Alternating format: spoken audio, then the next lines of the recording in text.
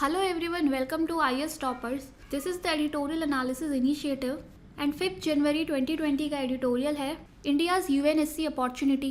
Context है India's term as a non-permanent member of UNSC. Recently जनवरी 1, 2021 से India ने एक टर्म स्टार्ट किया है यूनाइटेड नेशन सिक्योरिटी काउंसिल में as a non permanent member. ये इंडिया का 8th टर्म होगा since the inception of UNSC.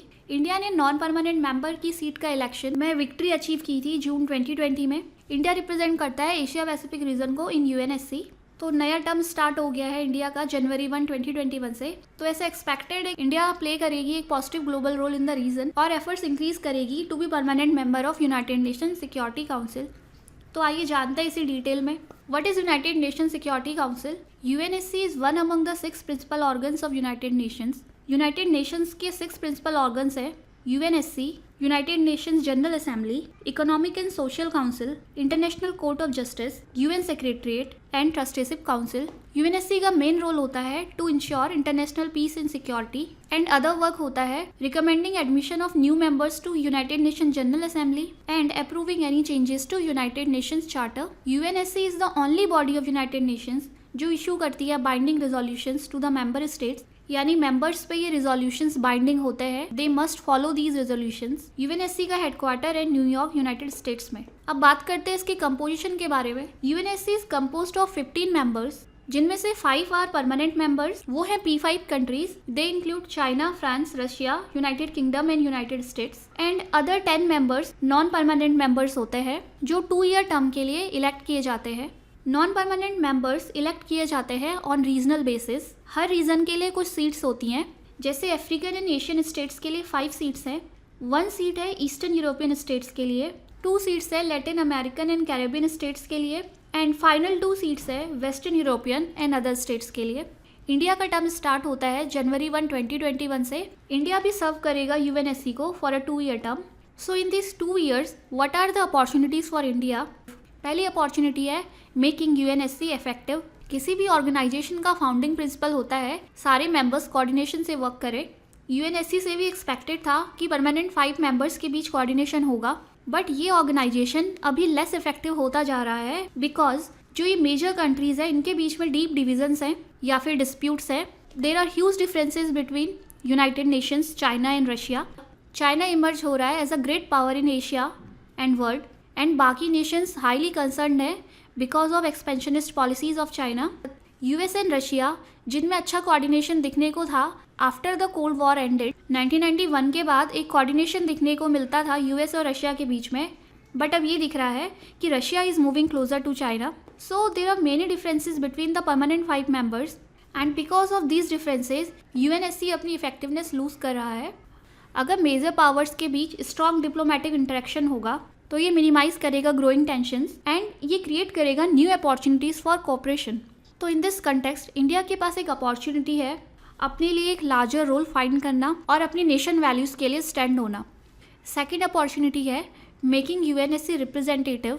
Since the end of cold war India की डिमांड रही है यूएनएससी के रिप्रेजेंटेशन को एक्सपेंड करने की, यानी इंडिया इंक्लूड होना चाहता है as a permanent member of UNSC. India चाहता है यूएनएससी के परमानेंट मेंबर्स एक्सपेंड हों, उसमें कुछ और मेंबर्स इंक्लूड हों जैसे India, Japan, Brazil, Germany and South Africa. But क्योंकि P5 मेंबर्स यानी परमानेंट मेंबर्स के पास वीटो पावर है एंड चाइना नहीं अलाउ कर रही है इंडिया एंड जापान को to join as permanent members. So इस कंटेक्स्ट में इंडिया की जो कैंपेन है इसे कंटिन्यू रखना चाहिए along with other nations also to expand UNSC. Third opportunity है इंडिया के पास टू डील विद चाइना। आज अगर हम एशिया को देखते हैं तो वो हाईली यूनिपोलर हो चुकी है, यानी it is centred around China. India China की राइवलरी इस रीजन में इंक्रीज होते जा रही है। ये हम देख सकते हैं in terms of border disputes, Ladakh stand of. India China rivalry हमें यूएनएससी में भी देखने को मिलती है। चाइना ने कई बार यूएनएससी में इंडिया के कॉन्स्टिट्यूशनल चेंजेस इन कश्मीर को हाईलाइट किया है एंड चाइना पाकिस्तान को क्रॉस बॉर्डर टेररिज्म के चार्जेस से भी प्रोटेक्ट करता आया है। एंड फर्दर चाइना ने ब्लॉक की है इंडिया की membership in nuclear suppliers group. Nuclear suppliers group एक ग्रुप है न्यूक्लियर सप्लाइंग कंट्रीज का जिनका एम है to prevent the spread of nuclear weapons. तो seeing the present scenario India has no option but to deal with growing enmity between the country. Other opportunity है expand engagements. India as a non-permanent member of UNSC can engage with peace and security issues.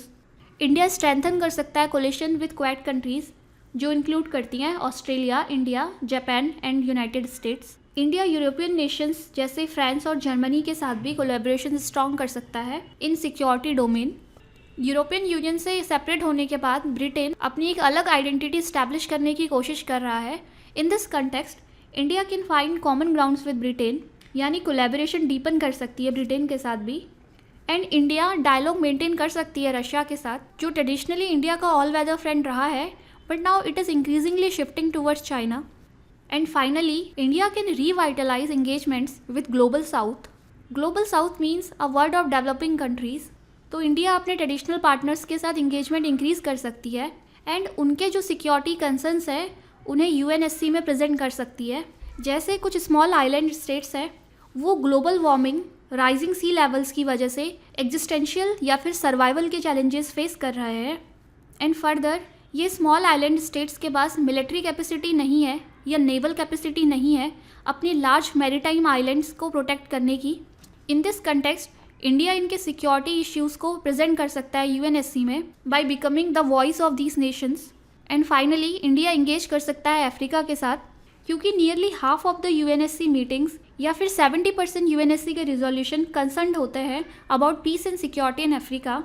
In this context India अपना engagement increase कर सकता है with African nations at bilateral, regional and global levels. So these are the opportunities जो India के पास है and ज़रूरत है इंडिया को इन अपॉर्चुनिटीज़ को फुली यूटिलाइज़ किया जाए। एट द एंड हम ये कंक्लूड कर सकते हैं, इंडिया के जो प्रीवियस यूएनएससी टर्म्स थे उसमें इंडिया ने एक सिग्निफिकेंट रोल प्ले किया है against many problems like colonialism, apartheid and terrorism, and has came out as a leader of developing world. Since the last decade India का attitude change हुआ है। पहले हमारी रिएक्टिव पॉलिसीज़ थी, बट हमारी policies अब प्रोएक्टिव हो रही हैं। ये रिफ्लेक्ट होता है इंडियन गवर्नमेंट की बोल्ड फॉरेन पॉलिसीज़ में। इंडिया के इंटरेस्ट और इंडिया के इंटरनेशनल पार्टनर्स भी एक्सपेंड हुए हैं, यानी compare to the previous terms India एक पावरफुल नेशन की तरह इमर्ज हुआ है। तो हैंस इंडिया यही होप करेगा कि इन दिस 2 years टर्म इंडिया अपने स्ट्रॉन्ग क्रेडेंशियल्स का फ़ायदा उठाएगा।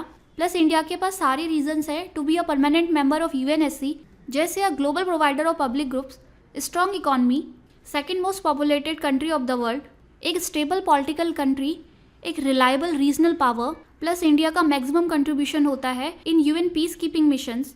इन सब फैक्टर्स को यूज़ करते हुए इंडिया एफर्ट्स कंटिन्यू करेगा to claim a permanent seat of UNSC. So that's all for today. I hope आपको एडिटोरियल समझ आया होगा। Thank you.